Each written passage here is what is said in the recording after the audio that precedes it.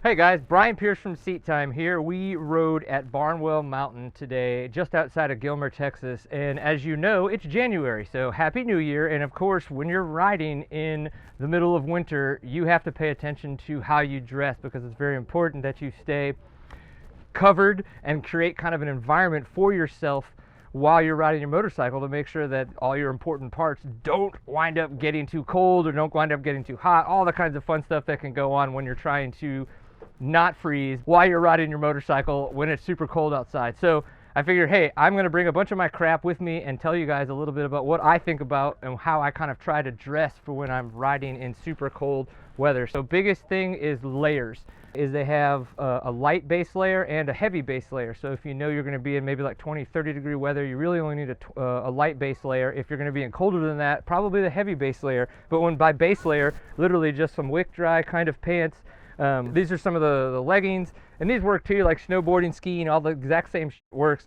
And then of course I've got the Fly Racing one on underneath my jersey that I've been wearing all day today. So that's kind of like base layer stuff. From there, socks.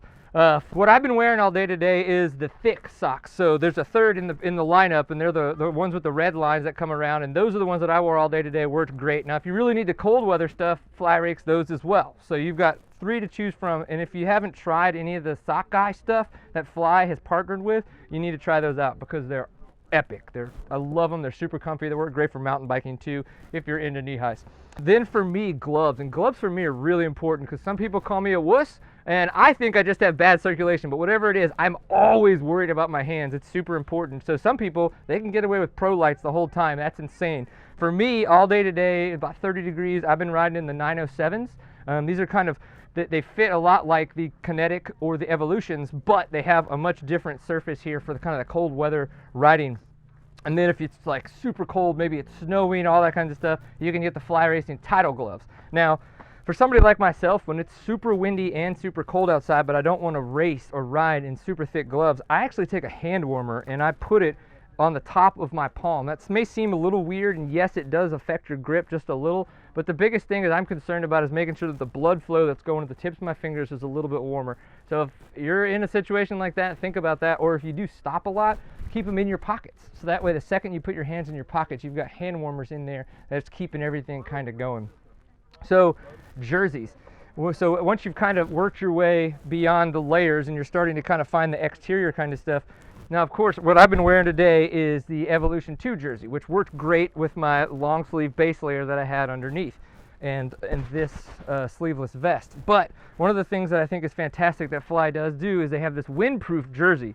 It's literally that, like you would find in a windbreaker in the front bit, and then in the back it's a very breathable material. So if you're somebody that doesn't like to wear jackets, or maybe you're in a situation where you just have really bad wind, this kind of a jersey would be fantastic to use. Now again, working your way to jackets, I rode in this all day, but what you can do too is if I wanted the extra insulation with the fleece. If you don't need that and you just want the wind protection, windbreakers. I mean, this is from Performance Bicycle, 20 bucks on sale.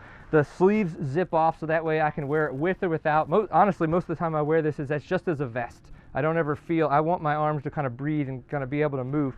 But if you're really going to either a situation where you're in Baja, in the desert, and you need a vest or jacket to kind of keep your moisture in, or just the opposite, you want to keep the elements out, the patrol jacket. And why the patrol jacket is so important is because a jacket like this has all the pockets for you to carry crap, but it has a lot of vents. And vents are super important when you're riding in these different elements because of the fact that the second you start to get a little warm, you can open up a vent. If you start to get a little cold, you can close that vent, and it's very easy to do. And if you have a drastic change in the elements and it just warms up insanely, then you can take the sleeves off. So the Fly Racing Patrol Jacket is amazing. I've used it for the Baja Rally, for riding the Rip to Cabo, and then of course for situations like these, it's the way to go. Pants, there's not too much going on in the area of pants. I've been wearing the Evolution 2.0s today. It super worked great. But the one thing about the patrol pants you could think about, because of the fact that they're over the boot, if you deal with a lot of water or a lot of snow, that's a great way to have something that goes over the top of the boots that you can strap and make really tight so that you don't wind up getting anything into the top of your boot. And my dad is a prime example of how sexy that looks. So definitely check out some pictures of Papa Pierce to see how that goes.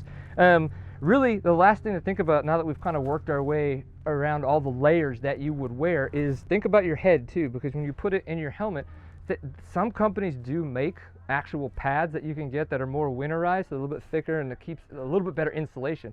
But a thing like a skull cap works great. You know, again, you can go to your local bicycle shop and get the knockoff stuff. Anything that's wick dry is really going to be the way that you want to go. I run this Pearl Izumi one because it's the one that I bought years ago, and I just run it still. But wearing this underneath your helmet will help definitely keep your head cold. And close your vents. That's such a stupid thing, but honestly, I can't tell you the amount of times I'm like, oh my gosh, my head's freezing, and I totally forget to close the vents on my helmet. So some of that. So after that though, it's thinking about the bike. And this is another place that I've had to worry about because I've talked about my hands before.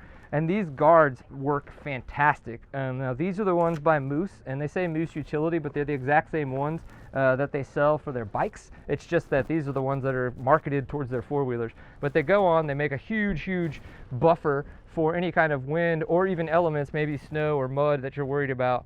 So these work great. Now if you're even in a colder climate where it's maybe below freezing the entire time and you need your hands to be completely encapsulated, they do make bar mitts. And they cover the whole entire area. You just slip your hands in, get them in there, they stay nice and toasty. They even make electric versions of those if you're so inclined. I probably would be.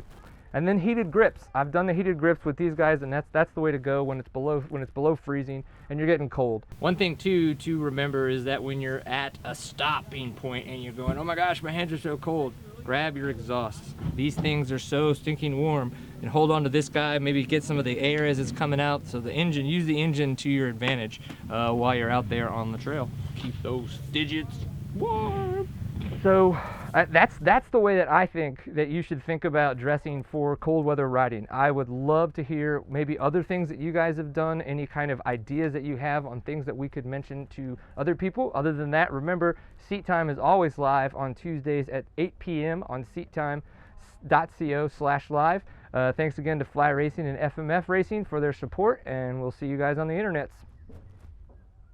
And something you need to remember is the day will change. Either it'll be rainy, or it'll be sunny, or it'll be cold, or it'll warm up and then get cold again.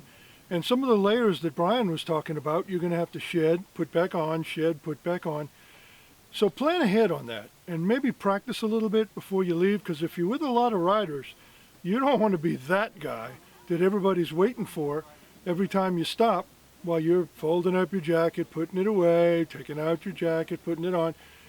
Figure out a way to store it quickly, get it on quickly, and get back on the trail.